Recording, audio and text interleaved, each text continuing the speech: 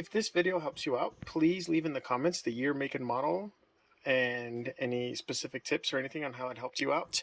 But more importantly, if it helped you out, definitely let everybody else know. That way they know if this is going to be useful for them or not. And before we get into the content, I'd just like to remind everybody, although I am a mechanic, I am not your mechanic. Please see your technician for professional advice.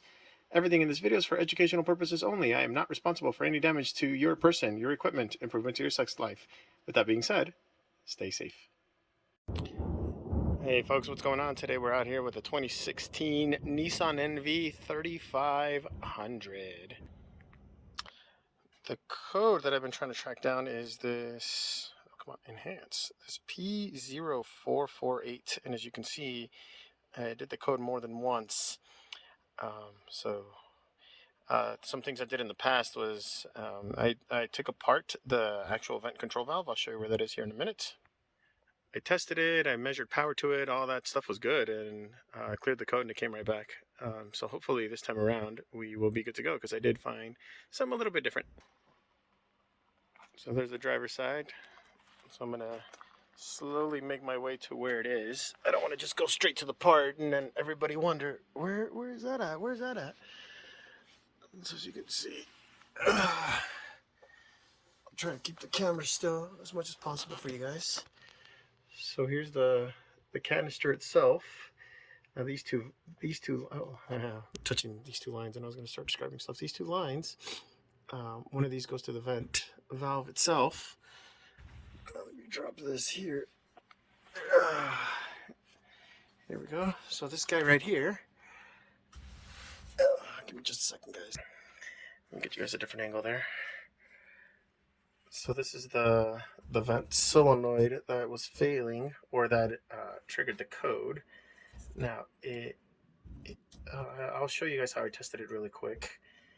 And I didn't bring my power probe with me or anything like that, so I can't show you voltage coming out of here. But I can assure you that the ECM does send power to this, and these wires are good.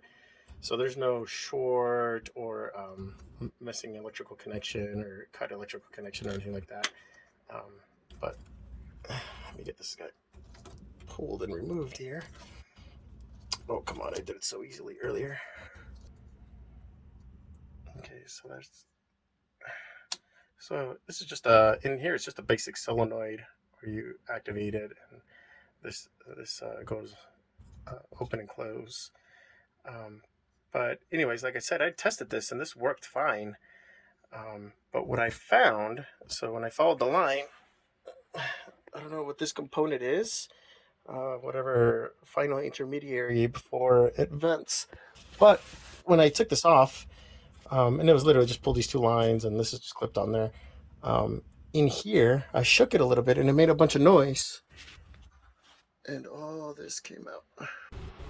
So I did watch another YouTuber's video where they actually cleaned inside the tank and inside the valve, and they got massive amounts of dust and dirt and stuff out of there. So it actually wouldn't surprise me if this clears up the code. So let me show you guys how to test that solenoid valve really quick, and then I'll put everything back together, because inside the solenoid valve and the tank itself, that didn't look dusty. All the dust and everything seemed to have accumulated inside that guy, but I already emptied it out, and there's no rattling around. So let's test that valve. I'll show you guys how to do that, and then yeah, we'll go from there. Okay, so this is a 12-volt battery off of one of my tools, enhance, and usually the outsides are positive and negative. Anyway, let's see if I can do this, hopefully without electrocuting myself or frying the component. Giggity giggity. Oh, come on.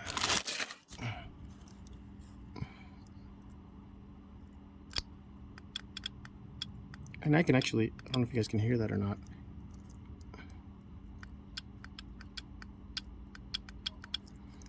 And then let me see if I can rotate this, and we can catch the plunger in action.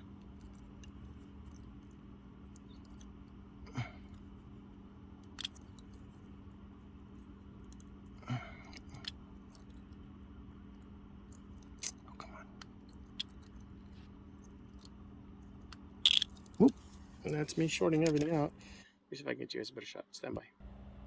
Okay. Now that I've redone my setup, moved you guys over to the sun.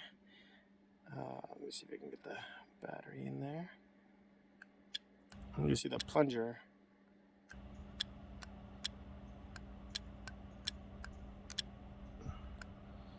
So we know that this works, and there's not this was not as dirty or dusty or filled with rocks or anything like the other component was.